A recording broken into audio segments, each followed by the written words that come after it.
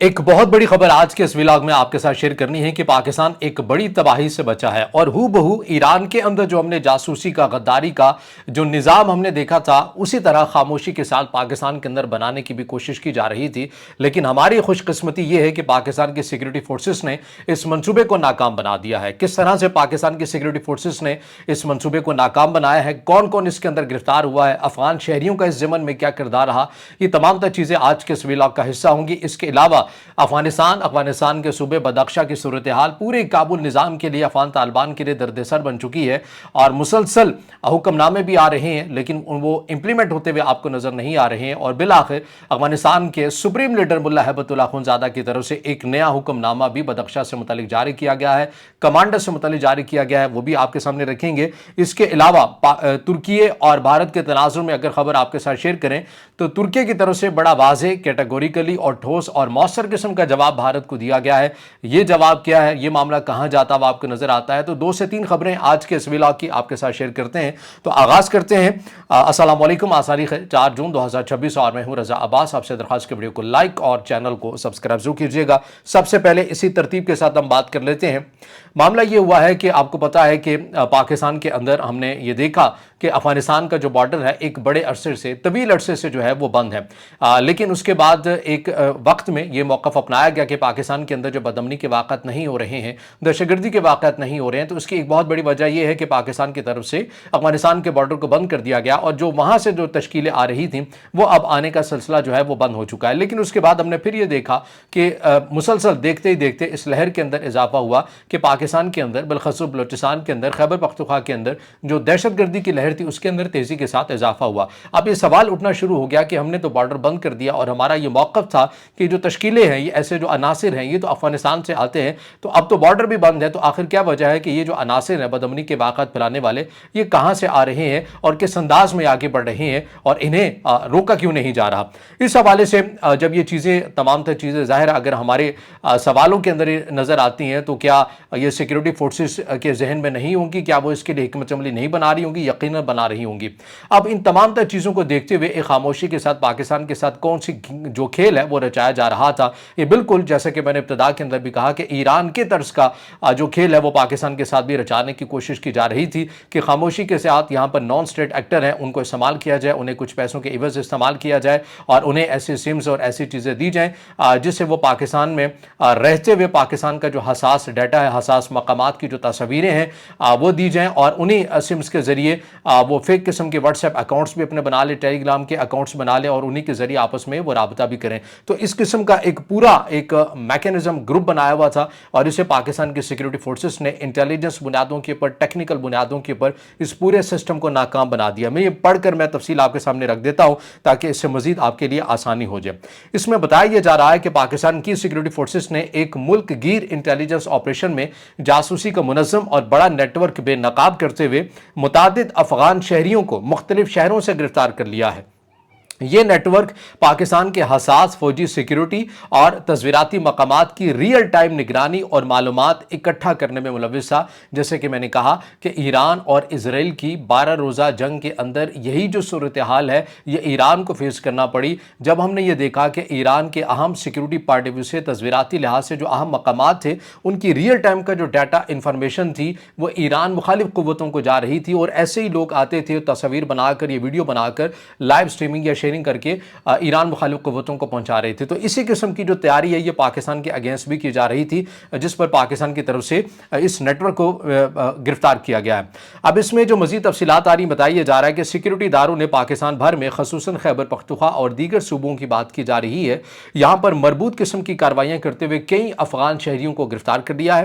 گرفتار افراد نے افغان سمز کا استعمال کرتے ہوئے واٹس ایپ اور ٹیلی گرام کے ذریعے حساس مقامات کی ریئل ٹائم تصاویر اور لائیو لوکیشنز کوارڈینیشن بھیجے جا رہے تھے۔ یہ لوگ پاکستان میں مقیم تھے اور افغان شناختی دستاویزات رکھا کرتے تھے۔ جاسوسی کا منصوبہ اور روابط، گرفتار افراد کا تعلق براہ راست درج ذیل کے ساتھ بتایا جا رہا ہے۔ ممکنہ طور پر افغانستان کی G D I, general directorate of intelligence, Taliban کی انٹیلیجنس ایجنسی کے اہلکاروں سے، کالعدم ٹی ٹی پی کے کمانڈروں سے اور مبینہ طور پر بھارت کی خفیہ ایجنسی را سے بھی ان کا تعلق بتایا جا رہا ہے۔ یہ نیٹ ورک پاکستان کی قومی سلامتی کو شدید خطرے میں ڈال رہا تھا ان کی سرگرمیاں حساس فوجی تنصیبات، نقل و حرکت اور دیگر تصویراتی مقامات کی نگرانی پر مبنی تھی جو ممکنہ طور پر دہشت گردی، تخریب کاری یا فوجی کارروائیوں کی منصوبہ بندی کے لیے استعمال ہو سکتی تھی۔ اب ان کی گرفتاری کیسے ہوئی ہے یہ بھی انفارمیشن آپ کے ساتھ شیئر کرتے ہیں۔ سیکیورٹی فورسز کو انٹیلیجنس معلومات کی بنیاد پر ان افراد کی سرگرمیوں کا سراغ لگا۔ ٹیکنیکل نگرانی، سگنل انٹیلیجنس اور فیلڈ آپریشن کے ذریعے ان کے واٹس ایپ، ٹیلی گرام اکاؤنٹس، افغان نمبرز اور حساس مقامات پر بھیجی گئی معلومات کا پتہ چلا۔ گرفتاریاں اس وقت عمل میں آئیں جب وہ فعال طور پر معلومات بھیج رہے تھے۔ اس آپریشن میں پورے نیٹ ورک تک رسائی حاصل کرنے کی کوشش کی گئی، یعنی جب وہ ریئل ٹائم کا ڈیٹا شیئر کر رہے تھے تو عین اسی موقع پر پاکستان کی سیکیورٹی فورسز نے ان پر چھاپا مارا اور ان کو ایک کامیاب آپریشن کے تحت اس پورے نیٹ ورک کو گرفتار کر لیا ہے۔ ممکن ہے کہ جب ان کے ساتھ اب چونکہ تفتیش کا جو عمل ہے وہ شروع ہو چکا ہے اور اس سے متعلق جو چیزیں آ رہی ہیں بتایا جا رہا ہے کہ گرفتار افراد سے تفتیش بھی جاری ہے، ان کے ڈیجیٹل آلات، سمز، چیٹس اور دیگر ثبوت اکٹھے کیے جا رہے ہیں۔ مزید گرفتاریاں بھی ہو سکتی ہیں کیونکہ یہ ایک منظم نیٹ ورک بتایا جا رہا ہے۔ یہ کارروائی پاکستان کی قومی سلامتی کے تحفظ میں ایک اہم کامیابی بھی سمجھی جا رہی ہے، خاص طور پر افغان سرحد سے منسلک دہشت گردی اور بیرونی مداخلت کے بڑھتے خطرات کے تناظر میں یہ بتایا جا رہا ہے۔ اور اس کے اندر یہاں پر میں یہ بتاتا چلوں کہ یہ بعض جو سرکاری ذرائع آپ جنہیں کہتے ہیں کہ وہاں سے ہمیں یہ معلومات ملتی بھی نظر آ رہی ہے، لیکن آفیشیل پاکستان کے کسی مین اسٹریم میڈیا کے اندر پاکستان کے کسی رسمی طور کے پر ادارے کی طرف سے ان خبروں کا اعلان نہیں کیا گیا۔ البتہ سرکاری ذرائع سے یہ جو خبریں ہیں یہ گردش کر رہی ہیں اور بعض ذمہ دارانہ جو اوپن انٹر سورس اکاؤنٹس ہیں وہاں پر یہ خبریں گردش کر رہی ہیں۔ تو اس سوال کا جواب ہمیں مل جاتا ہے کہ آخر ہم نے پاکستان افغانستان کا بارڈر ایک طویل عرصے سے بند کیا ہوا ہے، اس کے باوجود اگر خیبر پختونخوا بلوچستان کے اندر بڑے پیمانے کے پر بدامنی کے واقعات ہو رہے ہیں تو وہ کیوں ہو رہے ہیں؟ تو اس کا جواب ہمیں اس آپریشن کے اندر مل جاتا ہے کہ بہت سے ایسے عناصر ہیں جو پاکستان کے اندر ہی ہیں اور وہ کس طرح سے کس ملک کے باشندے ہیں اور کن کن سمز کا اور کن کن چیزوں کا استعمال کر کے پاکستان کی اہم جو سیکیورٹی پوائنٹ آف ویو سے تصویراتی مقامات کی جو چیزیں ہیں وہ پاکستان مخالف قوتوں کو دیتے ہوئے نظر آ رہے ہیں۔ اور جیسا کہ میں نے کہا کہ یہ ہو بہو وہی ماڈل ہے جو ایران کے اندر بھی دہرایا گیا تھا۔ تو بہرحال ایک خبر تو ہم نے آپ کے ساتھ یہ شیئر کر دی۔ دوسری ہم خبر بات کر لیتے ہیں ترکی اور بھارت کے حوالے سے خبر میں وی لاگ کے آخری حصے میں آپ کے سامنے رکھتا ہوں۔ یہاں پر افغانستان کے چونکہ ہم بات کر رہے ہیں تو یہیں پر ہم بات کر لیتے ہیں بدخشاں سے متعلق۔ بدخشاں آپ کو بتایا تھا کہ بیک ٹو بیک یہاں پر جو شمالی اتحاد کریں یا طالبان مخالف جو گروہ کے ان کی طرف سے طالبان افغان طالبان کے لیے ایک درد سر بن چکے ہیں۔ یہاں پر رٹ ہی قائم نہیں ہو پا رہی اور قدرتی طور کے اوپر معدنی وسائل کے حوالے سے یہ صوبہ یہ جگہ مالا مال ہے اور یہاں پر نہ صرف شمالی اتحاد کی طرف سے یا افغان طالبان مخالف گروہوں کی طرف سے افغان طالبان کے لیے مشکلات کو پیدا کیا جا رہا ہے بلکہ خود افغان طالبان کے جو اپنے کمانڈرز ہیں، سرکاری کمانڈرز ہیں، وہ بھی قیمتی معدنیات اور ایسی دولت کو دیکھ کر ریاست کے ساتھ اپنی جو ہم آہنگی ہے اس سے الگ ہو رہے ہیں اور اپنے ذاتی فوائد کے لیے کام کرتے ہوئے نظر آ رہے ہیں۔ اب اس کی ڈیٹیلز اور چیزیں میں آپ کے سامنے رکھ دیتا ہوں کہ افغانستان کے شمالی صوبے بدخشاں میں قیمتی معدنی وسائل خاص طور پر سونے، نیلم اور دیگر قیمتی پتھروں کی غیر قانونی لوٹ مار، قبضے اور ان سے متعلق کرپشن کی خبریں تازہ ترین میڈیا رپورٹس میں سامنے آئی ہیں۔ اس صورتحال نے طالبان کی مرکزی قیادت اور مقامی کمانڈرز کے درمیان کھلے اختلافات کو پھر سے جنم دیا ہے۔ طالبان کے امیر شیخ ہیبت اللہ اخندزادہ نے سنگین صورتحال پر سخت نوٹس لیتے ہوئے ایک اعلیٰ سطح وفد بھی تشکیل دے دیا ہے۔ اس وفد کو بدخشاں کے مقامی طالبان کمانڈرز اور حکام کے اثاثوں، جائیدادوں اور معدنی وسائل سے متعلق سرگرمیوں کی تفتیش کا حکم دیا گیا ہے۔ یہ اقدام بدخشاں میں معدنی وسائل پر مقامی سطح پر جاری لڑائی، عوامی بغاوت اور غیر قانونی قبضوں کے بعد اٹھایا گیا ہے۔ میڈیا رپورٹس کے مطابق بدخشاں کے ایک اہم طالبان کمانڈر موسیٰ کاکے اور سابق ڈائریکٹر مائنز اسلام الدین کو گرفتار کر کے نامعلوم مقام پر منتقل کر دیا گیا ہے۔ ان دونوں پر معدنی وسائل کی لوٹ مار اور غیر قانونی قبضے میں ملوث ہونے کا الزام بھی بتایا جا رہا ہے۔ اور یہ افغانستان کے اندر کی جو صورتحال ہے یہ میں نے آپ کے سامنے رکھی ہے کہ کس حد تک بدخشاں کی جو صورتحال ہے یہ خود افغان رہنماؤں کے لیے، کابل حکام کے لیے درد سر بن چکی ہے۔ ایک طرف شمالی اتحاد ہے، ان کی طرف سے چیلنجز ہیں اور ایک طرف اپنے ہی لوگ جو کرپشن کر رہے ہیں اس حوالے سے بھی افغان طالبان رہنماؤں کو مشکلات کا سامنا کرنا پڑ رہا ہے۔ اچھا اب اس کے بعد ایک اور اہم خبر کے پر آ جائیے جو ترکی اور بھارت سے متعلق آپ کو پتا ہے کہ بھارت نے بھارت کی عوام کی طرف سے بھی یا میڈیا کے ذریعے ایک کمپین اس کا آغاز بھی کیا گیا تھا جب آپریشن سندوق 1.0 بری طرح سے ناکام ہوا تو اس کے بعد ترکی کا بائیکاٹ کیا گیا سماجی لحاظ سے سیاحتی حوالے سے کہ بھئی ہم ترکی سے اب بائیکاٹ کریں گے اور ہم ترکی مخالف جو قوتیں ہیں سائپرس ہو گیا جیسے دیگر ہو گیا ہم ان کے ساتھ جا کر آپس میں اتحاد کریں گے اور بھارت چونکہ یہ سمجھ رہا ہے اور سمجھ رہا تھا اس وقت بھی کہ ترکی بڑے پیمانے کے اوپر پاکستان کے ساتھ آپریشن سندور کی ناکامی کے اندر ترکی جو ہے اس نے کلیدی کردار ادا کیا ہے اور پاکستان کے ساتھ بھرپور اس نے تعاون کیا ہے سفارتی لحاظ سے بھی اخلاقی لحاظ سے بھی اور عسکری لحاظ سے بھی تو یہ چیز جو بھارت ہے اس کو مناسب نہیں لگی ہے تو اس کے بعد سے ہم دیکھ رہے ہیں کہ بھارت تیزی کے ساتھ سائپرس کے ساتھ تعلقات کو بڑھاتے ہوئے نظر آ رہا ہے یا ہر اس ملک کے ساتھ تعلقات بناتے ہوئے نظر آ رہا ہے جو ترکی کے ساتھ جس کی نہیں لگتی جیسا کہ ہم سینٹرل ایشیا کی بات کرتے ہیں تو وہاں پر بھارت آرمینیا کے ساتھ اپنے تعلقات کو بڑھاتا ہوا نظر آتا ہے اور دوسری سائڈ کے اوپر سائپرس میں بھی اب اس ضمن میں جو لفظی تکرار کہیں نہ کہیں جاری تھی یا پس پردہ یہ سفارتی جنگ جاری تھی اب کھل کر سامنے آ چکی ہے ترکی کے وزیر خارجہ نے پہلی بار بھارت کے اوپر کمنٹ کیا ہے یہ میں پڑھ کر آپ کے سامنے رکھ دیتا ہوں وہ کیا کہتے ہیں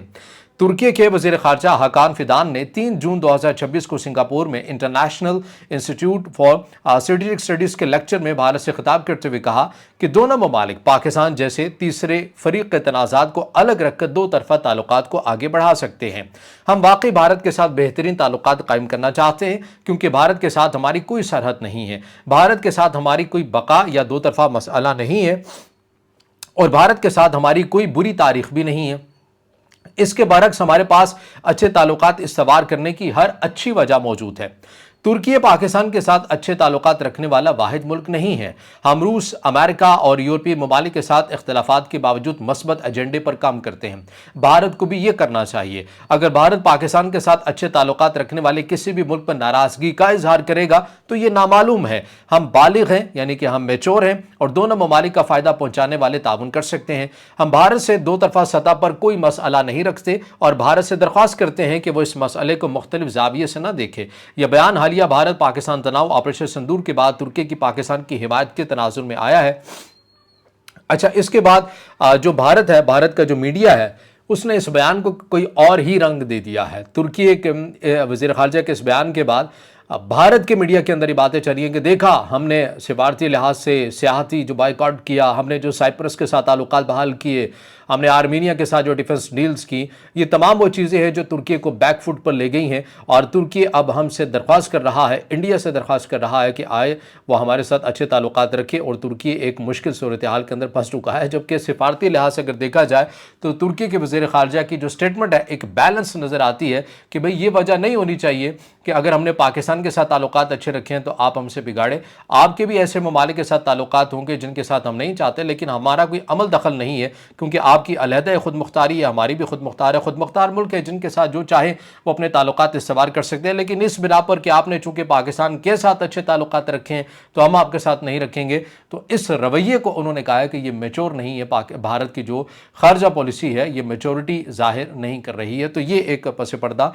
جو چیزیں چل رہی ہیں جو سامنے بھی اب آتی ہوئی نظر آ رہی ہیں ان سے متعلق ہم نے آپ کو آگاہ کیا اب اس سے جڑا آپ کا کوئی سوال ہو یا رائے ہو تو ضرور کمنٹ میں اظہار خیال کیجیے گا ویڈیو کو لائک کیجیے گا دوستوں کے ساتھ شیئر کیجیے گا اور اس چینل کو زیادہ سے زیادہ سبسکرائب بھی